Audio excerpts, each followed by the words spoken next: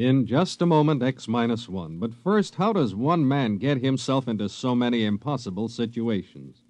This is a question you'll probably ask yourself tomorrow night when you follow another hilarious adventure of Throckmorton P. Gildersleeve. Yes, Gildy's eye for the ladies and his impulsive temperament managed to entangle him in a web of riotous circumstances. Join the romantic water commissioner, his neighbors, Judge Hooker, Mr. Peavy, and all the loyal Gildersleeve household as they romp through another episode of The Great Gildersleeve tomorrow night.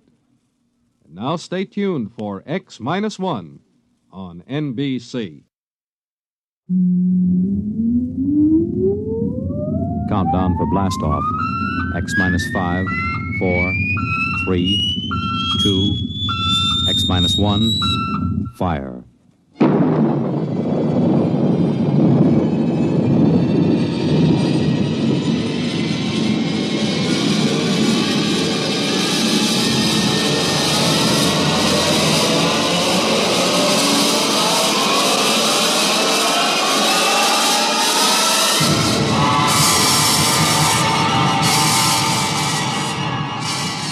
From the far horizons of the unknown come transcribed tales of new dimensions in time and space.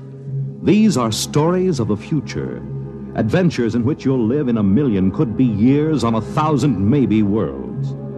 The National Broadcasting Company, in cooperation with Galaxy Science Fiction Magazine, presents X minus one.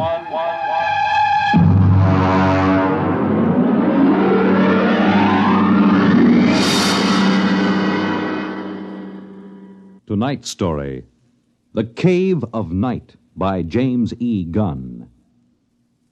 Oh, you want a level, Charlie? Okay. Though yet of Hamlet, our dear brothers, death the memory be... Anyway, how's it, okay? Okay.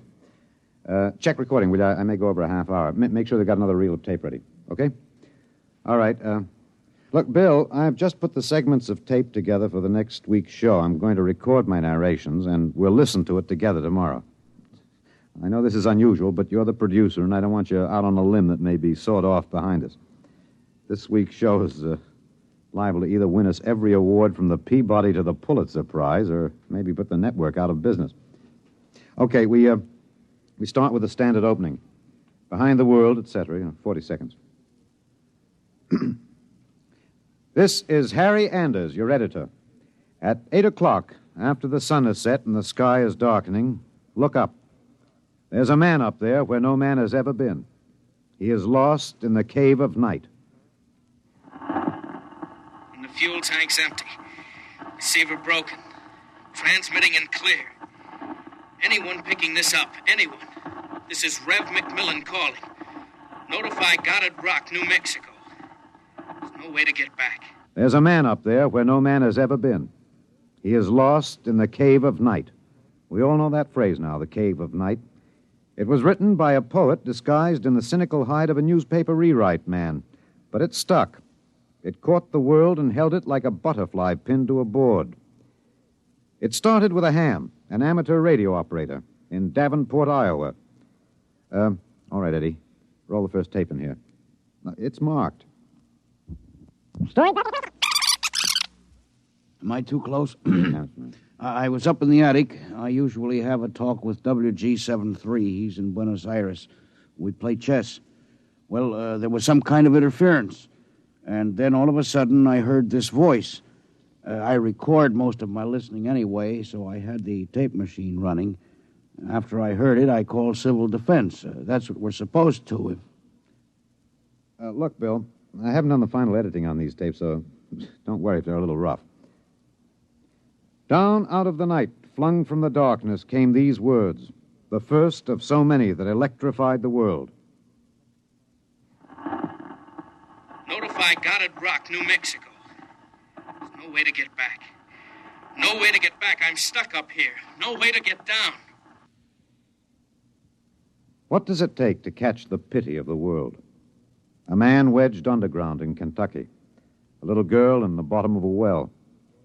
Somebody alive, waiting for rescue, with the days of his life numbered. Somebody somewhere waiting for us to get him out. The story broke in this morning's papers.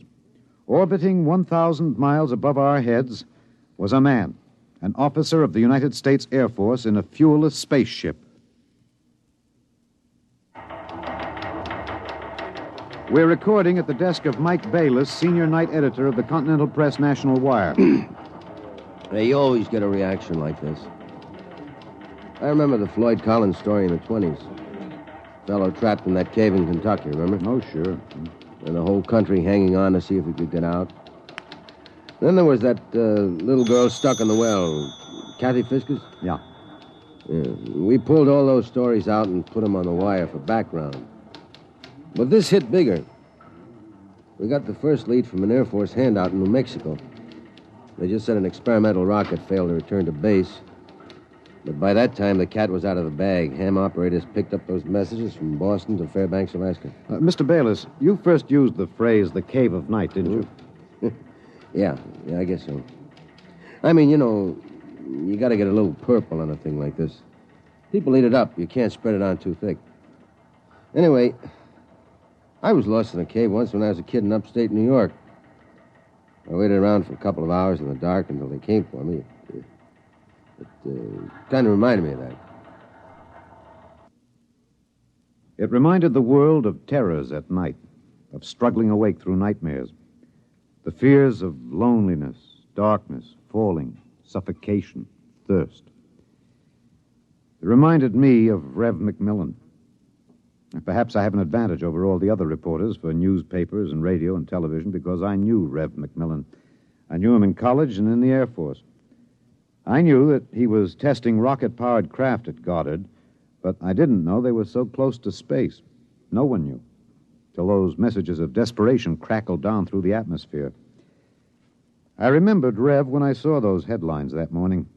Straight black hair, Clark Gable ears, a reckless grin. He ate well, reveled in expert jazz and Mozart opera, and he talked incessantly. His southern speech was no drawl. There was too much to say. And now he was alone, and soon all that might be extinguished. The men from the radio newsrooms rushed to Goddard Rocket Base armed with miniature tape recorders. Gentlemen, I'm Colonel Arthur J. Hannigan, Information Officer for Goddard Rocket Base, and I'm authorized to issue the following statement. First Lieutenant Reverdy L. McMillan, United States Air Force pilot, Experimental Rocket Division, took off from Goddard Base at 22:34 Rocky Mountain time. His craft, the XR-37 Mark II, a hydrazine nitric three-stage rocket. I'm sorry I can't describe it, boys. Classified. Well, in order to maintain orbit, the motors were pulsed for 1 second every 15 seconds elapsed time. After 3 minutes, the exhaust was seen by ground spectroscope observation to flare for half a minute. His fuel supply is exhausted. The craft has reached sustaining orbital speed. What does that mean, Colonel? He's out of gas. He can't get down. The first mobilization was of the scientific brains massed at Goddard. Few of them knew Rev. Brains at a research project are usually carefully sorted out and salted away from the distractions of the outside world. They designed, they invented, they calibrated and theorized. But they didn't know the short, stocky man with a lopsided grin who rode the fruit of their labor up and out, and now circled the world of his birth, with time ticking out. I covered the hearings in Washington for the network newsroom.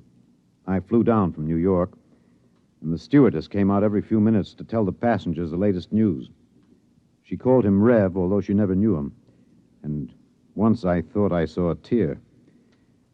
The hearing was before the subcommittee of the Senate Committee on Military Affairs. Presiding, Senator Alan J. Haggister of Kentucky. All right, General Finch. You've made the technical situation fairly comprehensive, even to an old cane-brake, redneck hillbilly like myself. I have tried to make the gravity of the situation apparent, sir. It appears to me, General, that the sacred life of a human being created in the image of his maker is in danger. It's no light thing to be thrown away like some guinea pig. If that ship wasn't safe, if that poor man up there in the Cave of Night is to die, somebody is responsible. Isn't that right, General? Sir, a manned rocket was sent up because of one simple fact. It takes a computer of tremendous versatility and capacity to operate a Harrison Munch reactor engine. A computer of infinite complexity. And I ask you, General, I put the question to you, why was such a computer not designed? It has been designed, sir. It was designed 500,000 years ago. There is only one mechanism competent to handle those controls, sir. That is the human brain. All right. I turn now to my second question, General, and I ask it not only for myself and my colleagues on this committee, but for 170 million Americans listening on the radio, watching on television.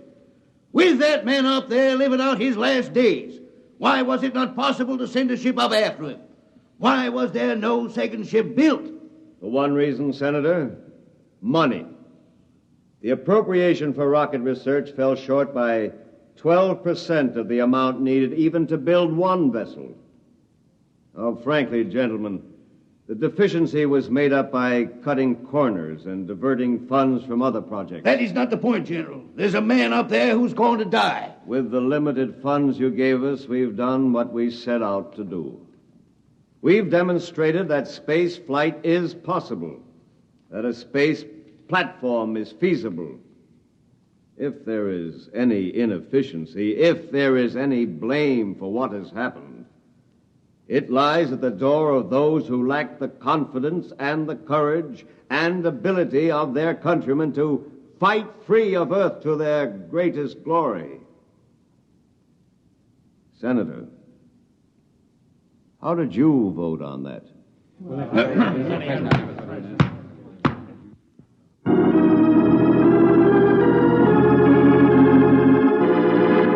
This is Harry Anders in the gallery of the Washington National Cathedral.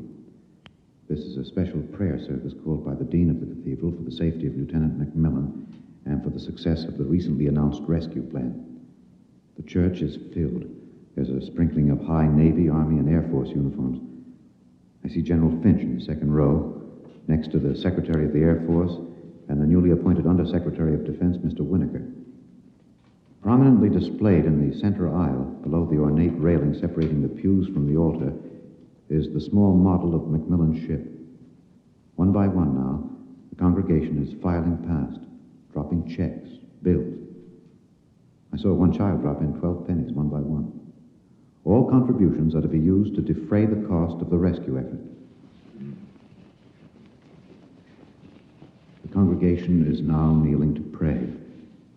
A moment of silent prayer will follow for the safety and rescue of Lieutenant McMillan. $1 billion was raised in 1 week from voluntary contributions. Another $1.5 billion was appropriated unanimously by Congress. The race began. Would the rescue party reach the ship in time? Of course, we didn't know then. And daily we listened to the voice of the man we hoped to buy back from death. Now, look, Bill, on these McMillan broadcast tapes, don't let some ignorant engineering vice president holler because it's not broadcast quality. Believe me, I knew McMillan. There's more of that wild Texan in these tapes than in any hi-fi super-frequency response studio recordings. Just listen. You'll see what I mean. I've been staring out the portholes. I never tire of it. Through the window at the right, I see a black velvet curtain with a strong light behind it. There are pinpoint holes in the curtain, and the light shines through, not winking the way stars do, but steady. There's no air up here. That's the reason. My oxygen is holding out better than I expected. By my figures, it should last 27 days more. I shouldn't use so much of it talking all the time, but it's hard to stop.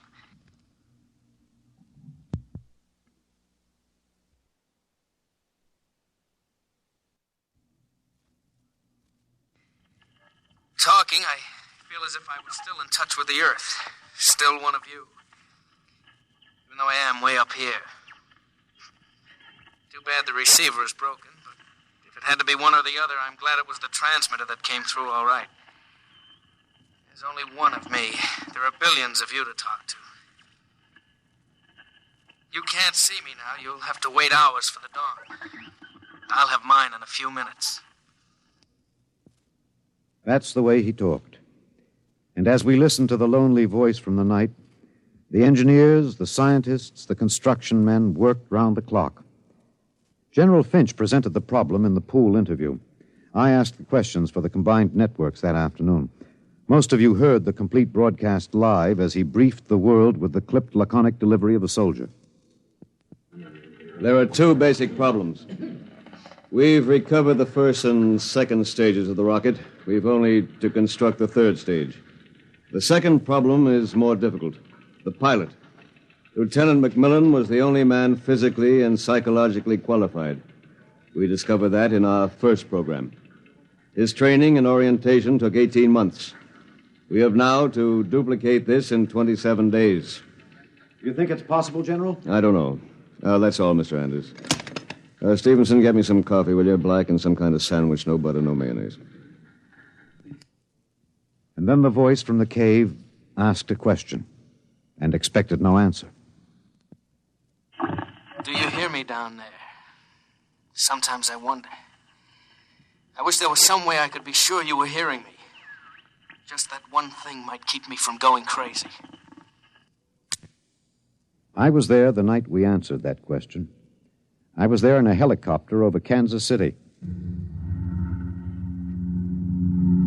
This is Harry Anders speaking to you from a helicopter over Kansas City. There are 15 seconds till midnight. The plan was developed by General Finch. At precisely midnight, every light in the city will be out and then flashed on in 2-second intervals. This will be the exact moment that McMillan's ship is calculated to pass overhead. It's almost time now. 5, 4, 3, 2, 1. There they go. Off. On. Off. On. Off. On. I see it. I see it. Kansas City winking at me. Oh, yes, I can see it. Thanks. Thanks.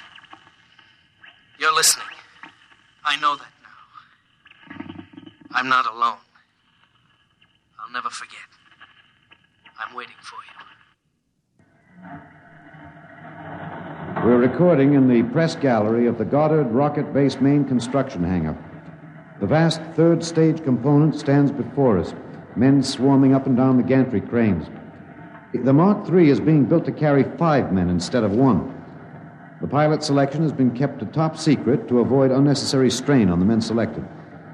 The latest progress report gives a possible margin of 6 hours between the launching of the rescue ship and the estimated exhaustion supply of oxygen to Lieutenant McMillan. The shift is changing now. The expert construction workers recruited from across the country by the combined efforts of the Air Force Personnel Service, the Atomic Energy Commission, and the International United Electrical Workers and United Auto Workers of the AFL-CIO. The margin is 6 hours. 6 hours between life and death for Lieutenant Reverdy L. McMillan. An hour ago, I saw the sun rise over Russia. Looks like any other land from here. The green where it should be green. Farther north, a sort of mud color. And then white where the snow is still deep. Up here, you wonder why we're so different when the land is the same. You think we're all the same children of the same mother planet. Who says we're different?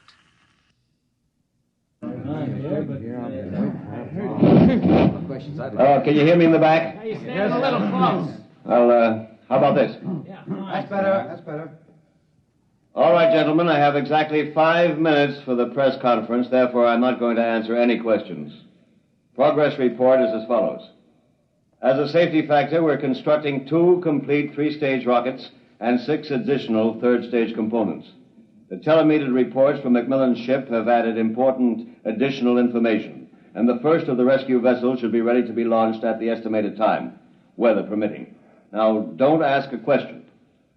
Within certain limitations of air turbulence, the rocket will be ready to lift in time to save Lieutenant McMillan. 21 days.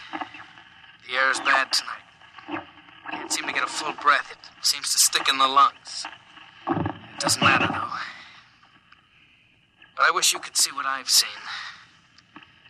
The vast, spreading universe around Earth like a bride in a soft veil. You'd know then that we belong out here. Come out, mankind. Come out and see what I have seen.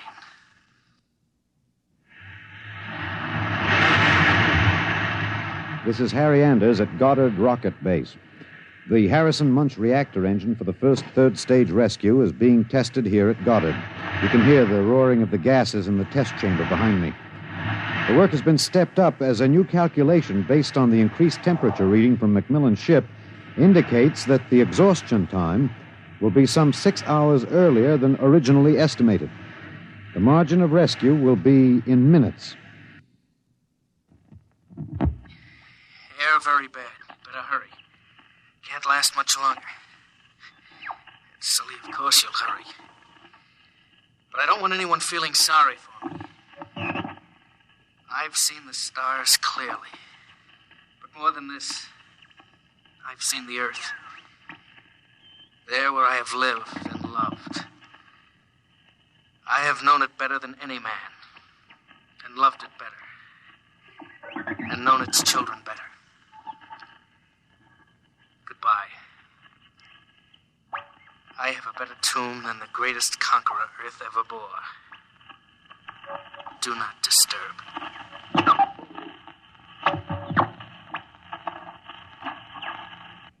Countdown for blast off. 5, 4, 3, 2, 1.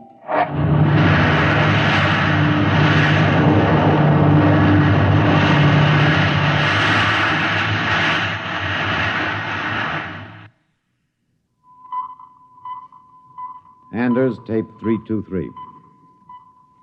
We're in the press operation room of Goddard Field. The rescue rocket has been aloft 53 minutes plus. Its calculated time of arrival is 54 minutes.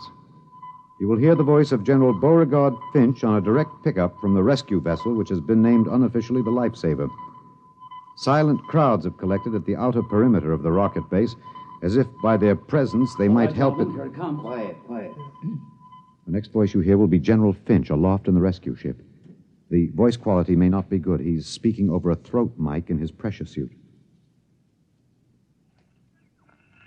Mark 3 to base. This is Finch. Going to secure that cable. We have just secured to the airlock of McMillan's ship.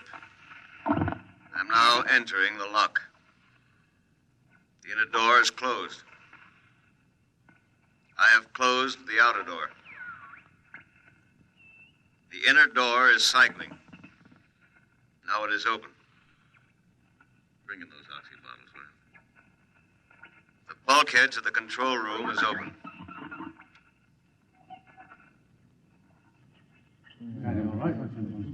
Is he all right? Come on, wonder what's happening. Lieutenant McMillan is dead. He died heroically, waiting till all hope was gone. Until every oxygen gauge stood at 0. And then, well, the airlock was open when we arrived. In accordance with his own wish, his body will be left here in its eternal orbit. I'm going to leave now. My feet will be the last to touch this deck. Lieutenant McMillan is in his control chair, staring out towards the stars. I'll leave the airlock doors open behind me. Let the airless, frigid arms of space protect and preserve for all eternity this man they would not let go. Well, that's the show, Bill. Bill, you remember at the conference we hadn't made up our mind whether to pick anything up from the celebration last night after the news of the Mars landing? I said it was the right end for Rev McMillan's story. You said it was old stuff. Every kid knew the sequence. The ships built to rescue Rev, used to set up the satellite base, from the base to the moon and now to Mars. Well, I went out with a mini-tape last night, and I've got the end of the story. Here it is. This is Harry Anders in Times Square. The neon rocket ship at the top of the Times building has just flashed into brilliant light. The signal that the landing signal has been received from the rocket Rev McMillan III. Man has landed on Mars. And a holiday crowd here in Times Square is celebrating like 1,000 New Years rolled into one. I'm being tossed and pushed and clapped on the back all at once. Let's see what the man on the street thinks about man on Mars. You, sir. I'm broadcasting. No. How do you feel about it, sir? How do you feel tonight about man's conquest of space, of the planet? Leave me alone. I'm in a hurry. Well, just a few words to the... Look, you get your hands off me. Let go of me. I'm not interested. Wait a minute, sir. Wait. Rev! Rev, come back here. Rev! You think I could listen to that voice over and over in a tape editing room and not know every vowel, every consonant? I'm telling you, Bill, I saw him. Rev McMillan. The black hair was gray and those Clark Gable ears were pinned back, but that's a simple operation. I played that piece of tape over and over. It was Rev, I know it. He isn't up there. He's alive. We've got it, Bill. We've got it on our show. We'll break it. Rev McMillan is alive. I haven't written it yet, but we finish it off with this, with a question. Why did they announce he was dead? I'm in the tape editing room now. I've got the reel ready to record the answer. Excuse me, Mr. Anders. I'm... Hey, just a minute. I'm recording. You better see the page outside Mr. at the... Anders, I'd like to talk to you for a moment, if I may. I have a letter of authorization... Just a minute. I'll be through in a minute. Look, Bill, I've got the answer now. Last night, they landed on Mars. But that first ship, the one that circles up there now, there isn't anybody on it. There never was, except a 30 days recording and a transmitter. That's all. He was never up there. They didn't have the money for a manned rocket. They wanted a crash program all out, so they sent a decoy up. And we all broke our hearts to rescue the man who wasn't there. Oh, he must be laughing, General Finch and the rest of them, the ones that knew. I guess they had a problem. What to do with Rev? I wonder if he slipped away from whatever guards they have around him to see the celebration. He looked a little sad. I think sometimes he must wish he was really up there in the cave of night, seated in the icy control room, 1,075 miles above the Earth, staring out at the stars. Mr. Anders, I must insist... What? Bill. Looks as if I won't have to worry about editing this tape. My friends are from Washington. I'd like to call your attention to the last paragraph. What? Oh, no. It's very simple. You won't have to burn it. It's easy to destroy recording tape. I throw this switch. When the tape goes through the erasing head, it's gone forever. Oh, too bad. Would have made one fine show. Okay. So long, Rev.